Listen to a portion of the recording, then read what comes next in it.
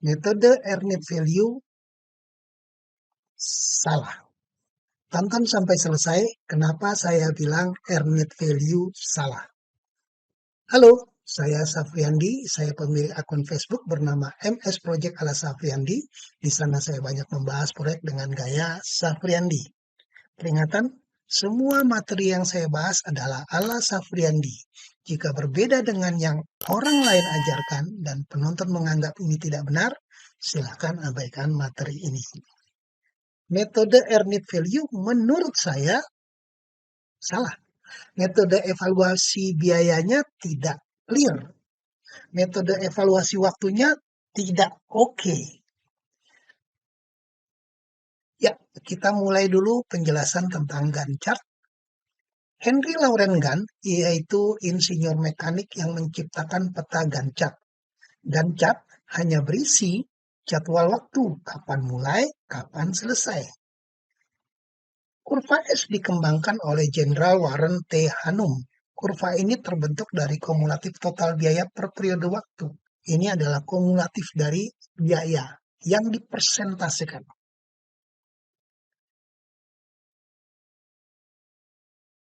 Tujuan kurva S menggambarkan alur biaya atau cash flow dalam bentuk persen. Jadwal biaya atau cash flow sangat perlu diketahui oleh pemilik proyek. Jadi proyek itu, kurva S itu menjadi acuan pemilik untuk mempersiapkan anggaran pembiayaannya. Penjelasan earned value. Earned value ini adalah metode evaluasi lanjutan dari metode kurva S. Jika kurva S hanya menggambarkan grafik persentase, rencana dan aktual, sedangkan earned value ada dalam bentuk grafik biaya. Jadi di sini ada yang namanya planning atau planned value. Jadi ini ada plannya nih. Jadi ada rencananya. Kemudian ada nilai yang dia dapat atau earned value.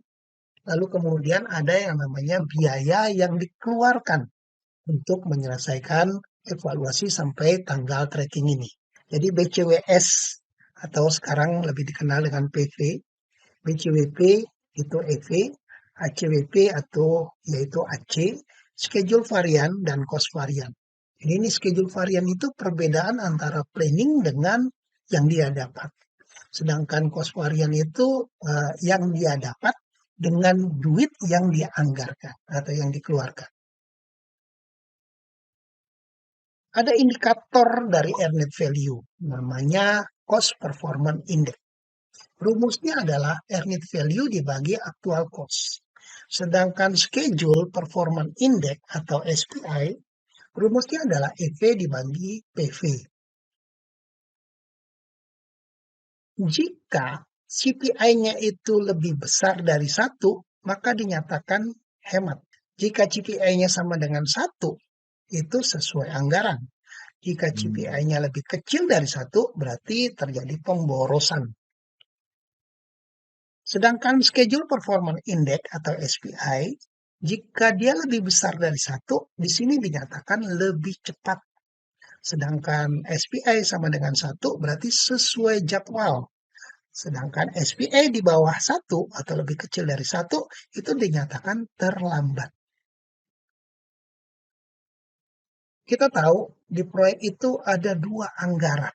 Pertama, berdasarkan rencana anggaran biaya atau RAB. Jadi dasarnya adalah nilai kontrak. Sedangkan yang kedua adalah berdasarkan rencana anggaran pelaksanaan. Jadi berdasarkan internal. Jadi ini data internal kontraktor. Yang pasti RAPL lebih kecil dari RAB. Jadi nilai RAB itu lebih besar dibanding dengan RAPL.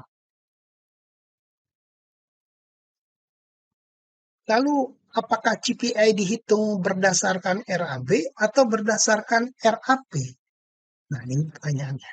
Dia dihitung berdasarkan RAB atau RAP? Kita contohkan saja ya. Jika ada A, harganya secara RAB adalah 1 juta 1.250.000. Jadi nilai EV-nya itu 1.250.000. Pekerjaan A dengan anggaran RAPL lebih kecil daripada ini. Misalnya keuntungannya 15%. Berarti 1.250.000 kali 85%. Dapatnya 1.062.500. Pada saat pelaksanaan, AC-nya atau aktual cost-nya adalah 1.100.000. Berapa CPI-nya? Kalau kita hitung ya, 1.250.000 dibagi 1.100.000 dapatnya 1.13 juta. Ini nyatanya lebih besar daripada 1. Kalau kita lihat ini, berarti kita mengacunya ini adalah hemat. Namun kalau kita menggunakan RAPL, maka nilainya adalah 1.062.500. Dibagi 1.100.000, dapatnya lebih kecil dari 1. Nah, kalau dapatnya lebih kecil dari 1, maka statusnya pemborosan. Pertanyaannya, pekerjaan A kita ini hemat atau boros?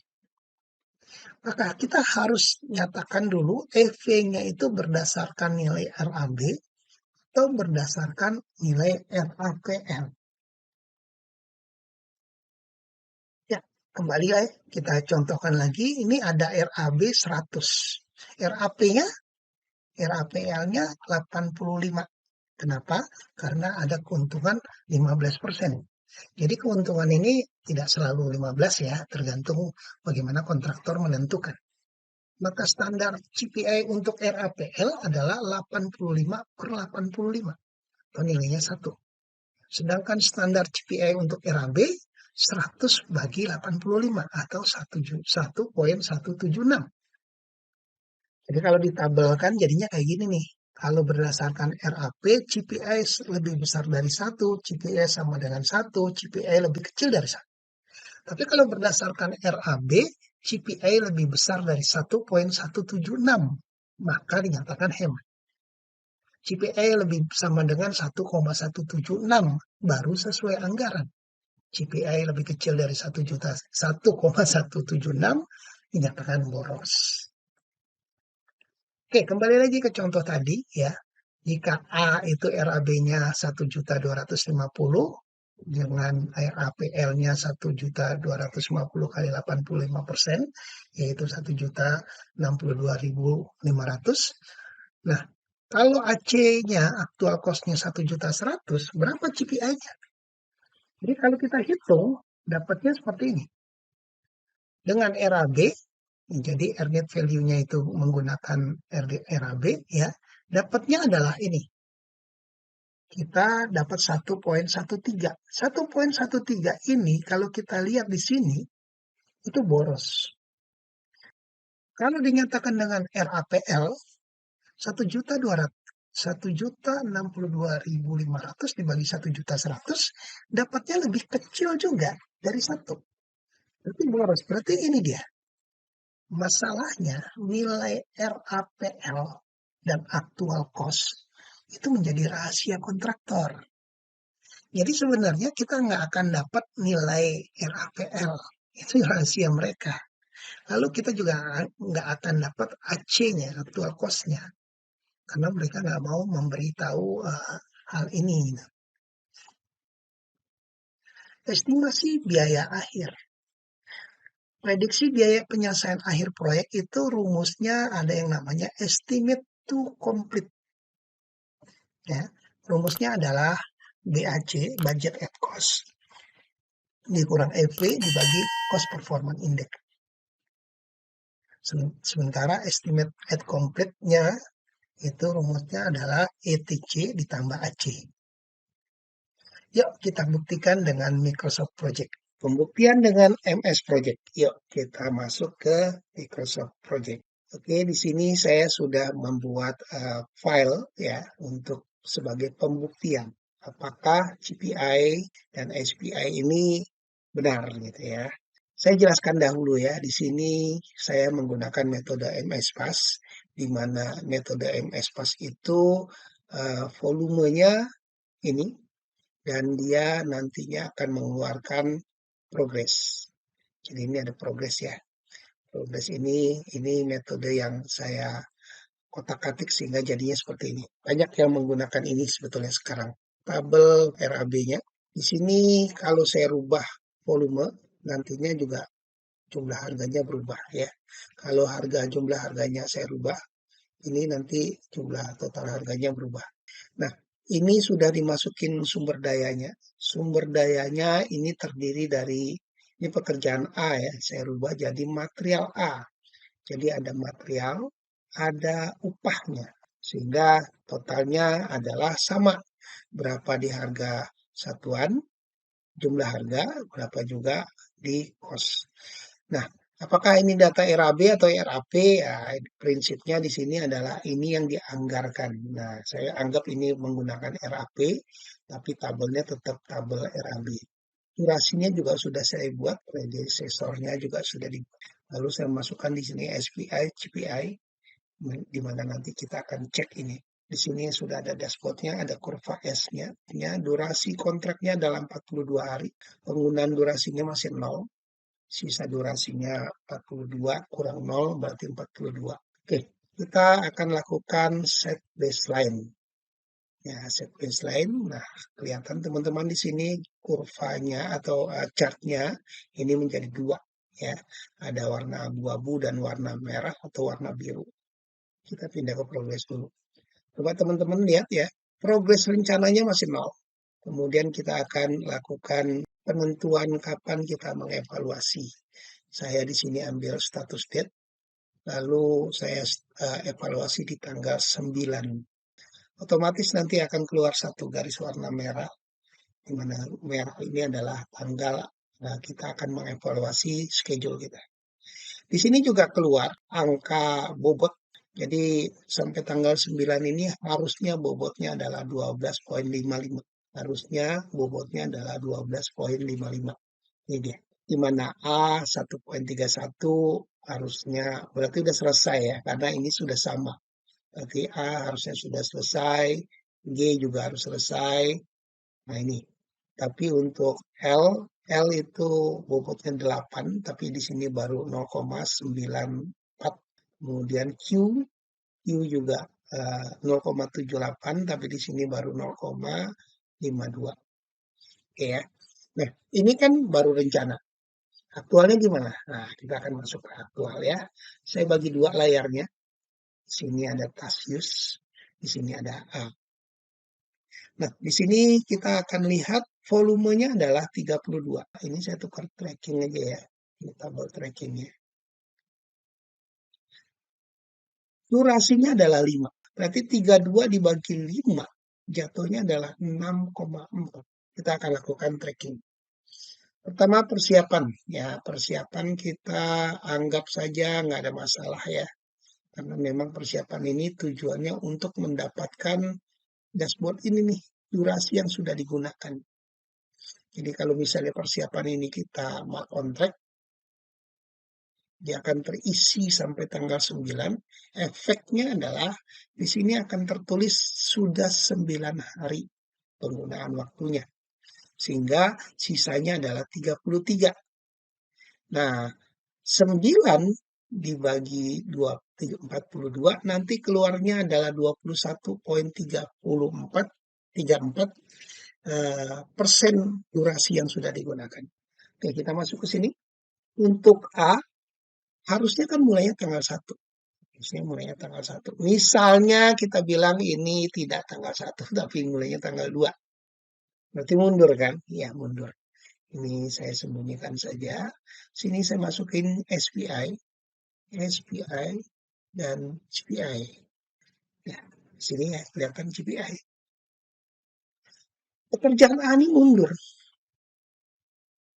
Tapi kenapa SPI-nya tidak berubah ya? Ya, ini belum berubah karena memang belum ada biaya.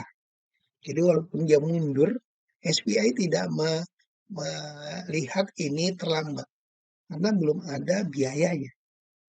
Nah, sekarang kita akan masukin biaya. Pekerjaan A ini mempekerjakan 2 pekerja, ya udah kita masukin 2 juga. Kemudian kita masukin 2 tukang juga. Nah, di sini udah keluar nih 0,2. SPI-nya 1. Nah, pekerjanya 2, tukangnya 2, hasilnya harusnya 6,4. Tapi ternyata hasilnya cuma dapat 5,5 misalnya. Pekerjanya bekerja sesuai rencana, tapi hasilnya cuma dapat 5,5. Sedikit sekali gitu kan. Nah, ini saya identikan dengan produknya.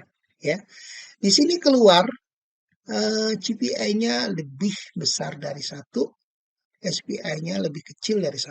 Kemudian karena di sini 5,5 harusnya 6,4, di sini akhirnya ada penambahan 0,9 yang belum bisa dikerjakan. Atau minus lah ya.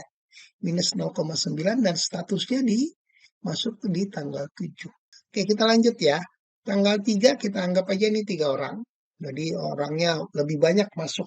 Terus produknya ternyata juga masih rendah, cuma 7. Begitu, tinggal hanya 7 sehingga nanti hasilnya SPI-nya sudah menjadi lebih besar karena lebih banyak sudah waktu yang digunakan. Di sini juga CPI-nya lebih kecil. Jadi ini otomatis berubah begitu kita tracking. Kita anggap aja ini mundur ya, jadi remaining-nya 3 hari. Kemudian kita anggap aja ini tidak ada masalah ya. Hari berikutnya sesuai rencana aja. Aktualnya baru 12,5, sisanya 19,5. Kita mark on track sini. Sehingga ini putih semua. Di sini ya kita evaluasi satu-satu ya. Di sini pekerjaan A itu SPI-nya 1. Padahal kita tahu ini dia terlambat nih. Harusnya mulai tanggal 1, dia mulai tanggal 2, tapi SPI-nya di sini ternyata 1. Kenapa? Karena konsep SPI itu adalah JWP dibagi BCWS, hasilnya adalah 1. Jadi walaupun dia terlambat, mulainya pekerjaannya terlambat, tapi SPI-nya tetap 1. Terus progresnya. Ini progresnya sudah selesai ya. Kalau di saya ya, di komputer saya ini nyatakan terlambat. Kenapa? Karena tadi tuh dia kan harusnya mulainya tanggal 1. Nah, jadi secara pribadi pekerjaan Ani terlambat. Oke, kita masuk ke pekerjaan G. Kita tukar lagi ke tabel tracking ya. Kita lakukan mark on track saja. Kemudian L juga nggak ada masalah. Kita lakukan mark on track saja. Kita coba dulu sampai tanggal 9, masalahnya hanya di A. Setelah kita lakukan mark on track, di sini keluar SPI-nya 0,98 dan di sini CPI-nya adalah 0,99. Nah, kalau kita lihat di sini SPI-nya 0,98, kalau kita mengacu ke teorinya menyebutkan ini lebih kecil dari 1, maka ini terlambat. Kita lihat di Microsoft Project, schedule saya tidak terlambat. Kenapa? Lihat ini. Tanggal 11 selesainya masih sesuai kontrak, tidak terlambat. Lalu di sini kita lihat di dashboardnya juga tertulis di sini on schedule, belum terlambat. Jadi masih on schedule. Nah, kita lihat lagi di sini, kenapa dia tidak terlambat? Karena sebetulnya pekerjaan A ini pekerjaan yang punya slack atau float. Sehingga walaupun dia bergerak mundur, pekerjaannya tidak terlambat. Sedangkan SPI ini tidak melibatkan float di dalam perhitungannya. Itu yang saya bilang, SPI ini salah. Salahnya di mana? Tidak menggunakan float dalam rumusnya. Sehingga dia tidak bisa mengevaluasi atau melakukan penilaian terhadap akhir proyek. Ya, ini ya kelihatannya. Oke, sekarang kita masuk ke CPI. CPI ini gunanya untuk apa? CPI ini gunanya untuk menghitung estimate to complete. Jadi kalau kita lihat rumus estimate to complete itu, ini dia. Ini ada indikator CPI. Jadi di sini kan tadi ada tuh estimate to complete, estimate at complete. Jadi ada indikator CPI. CPI ini ya nantinya akan menghitung EAC. Sekarang kita kembali lagi ya. Kita ambil view tabel earned value saja ya. Teman-teman lihat di sini ada EVAS ya. Ini EVAS ini metode evaluasi ala Safriandi. di mana ini akan lebih baik daripada earned value. Silahkan lihat video saya. Coba teman-teman perhatikan di sini. Ada estimate to complete-nya adalah ini. Nah, teman-teman perhatikan di sini. Di sini ada EAC. Di sini ada cost. Ya, kalau di Microsoft Project itu ada lagi yang namanya remaining cost. Remaining cost. Remaining cost ini apa? Remaining cost ini adalah uang yang apa ya? Kalau di earned value itu namanya EAC itu, estimate to complete itu. Jadi ini duit yang akan digunakan selanjutnya. Ini di Microsoft Project namanya remaining cost. Remaining cost ini kalau ditambahkan dengan ACWP, ini tambah ini nol ya ini gitu kan. Ini tambah inilah, ini tambah ini, hasilnya ini. Terus kalau dilihat di sini kenapa EAC dan cost ini beda? EAC dan cost ini beda. Kenapa ya? Nah, saya akan coba ini aja ya. Ini copy ya. Saya copy aja dulu ya. Saya pindahin ke Excel. Nah, ini kenapa menggunakan Excel? Ya, ini hanya untuk melihat perhitungannya bagaimana. Pertama, saya akan hitung Cost Performance Index, CPI. CPI. CPI itu rumusnya adalah BCWP dibagi ACWP. Terjadinya hanya ada di pekerjaan A. Kalau teman-teman perhatikan EAC dengan estimate dengan cost ini nilainya datanya sama nih. Kita buktiin ya. Ini kurang ini, hasilnya sama. Tuh, nggak ada bedanya. Ini dengan ini tuh hasilnya sama. Nggak ada bedanya, nggak ada selisihnya. Tapi kenapa nilainya berbeda? Di sini 302, di sini cuma 300. Jadi kalau cost ini itu adalah summary. Jadi kalkulasinya sum ini dijumlahkan. Ini sama dengan ini. Sedangkan estimate to complete bukan dijumlahkan ini. Tapi dia menggunakan rumus CPI. Rumus CPI-nya apa? Berarti kalau estimate to complete, kalau kita lihat data tadi adalah ini nih BAC kurang EV dibagi CPI tambah dual cost. Kita praktekin ya. BAC-nya ini kita masukin dulu ya. Insert baseline cost. Ini BAC-nya ini. Ini BAC-nya. BAC baseline cost-nya ini. Jadi rumusnya adalah BAC dikurang BCWP dibagi CPI ditambah CWP. Ini dia. Sama kan? Ini dengan ini sama. Nah, ini tidak menggunakan penjumlahan, tapi dia menggunakan rumus di sini. Mana yang benar? Yang benar harusnya cost ini. Karena sebenarnya selisihnya itu dari BAC itu cuman ada di pekerjaan A saja. Harusnya ini dikurang ini dia. Jadi hanya selisih 260.000. Nah, kalau kita lihat ini BAC-nya ya, BAC-nya ini kalau kita kurangin dengan cost sama hasilnya, ini sama. Terus angka kalau misalnya tadi kita bilang lah ya, ini kita kurang EAC, ini 2 juta dari mana? Angka 2 juta ini datangnya dari mana? Nggak ada di sini selisih yang 2 juta. Jadi dia mengkondisikan pekerjaan A ini terjadi penyimpangan, yang lain dianggap nyimpang juga. Sehingga dia mengeluarkan indikator ini, kemudian yang lain dianggap menyimpang. Padahal yang lain nggak ada yang nyimpang. Yang nyimpang hanya pekerjaan A saja.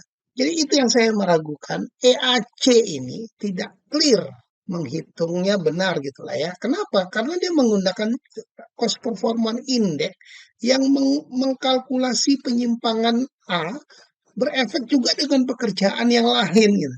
Padahal pekerjaan A, B dan ini tidak ada penyimpangan. Kenapa dinilai juga sama ya, sehingga di sini nilainya terlalu besar di sini.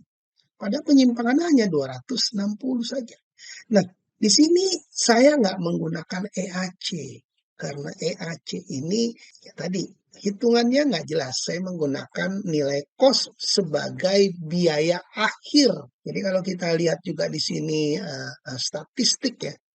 Statistik itu di sini duitnya adalah 300 juta 221 nantinya. Ya. Terus kita lihat di sini progresnya. Progresnya itu harusnya 12,55. Aktualnya ini oke, tapi yang ini belum. Sehingga jumlahnya adalah di sini kan ada penyimpangan nih ya. Di sini harusnya sudah lebih banyak ya. Tapi di sini baru 1 hari sehingga bobotnya lebih kecil. Harusnya 0,52 hanya 0,26. Lalu kita lihat dashboardnya. Ini dia. Di sini rencananya 12,55, tapi aktualnya 12,37. Kemudian ini kita besarkan ya. Nah ini sebetulnya ada penyimpangan tapi kecil ya. Penyimpangannya kecil, hanya 0,17. Ini dia. Ini masih on schedule. Walaupun kalau misalnya ini saya tambahkan SPI, ini saya tambah SPI ya. Kelihatan di sini SPI-nya lebih kecil dari 1, tapi dia tetap on schedule ya. Lihat ya, dia masih on schedule. Oke, kita lanjut ya. Kita ke tabel apa tadi ya? Tabel tracking ini dia. Ya, ini SPI-nya 0,9. Kita akan lakukan nambahkan sedikit. Jadi ini kalau masih 0 ya, kita akan rubah ini jadi periode berikutnya ya. Saya masukin ke tabel progress. Ini saya copy pindah kemari ya. Hasilnya adalah di sini kelihatan sudah ada isinya. Di sini 0. Oke, kita akan lakukan tanggal 16 satu minggu berikutnya. Nah, kelihatan di sini harusnya 29. Kemudian persiapan kita mark on track saja. Sehingga keluar di sini penggunaannya adalah 16 hari.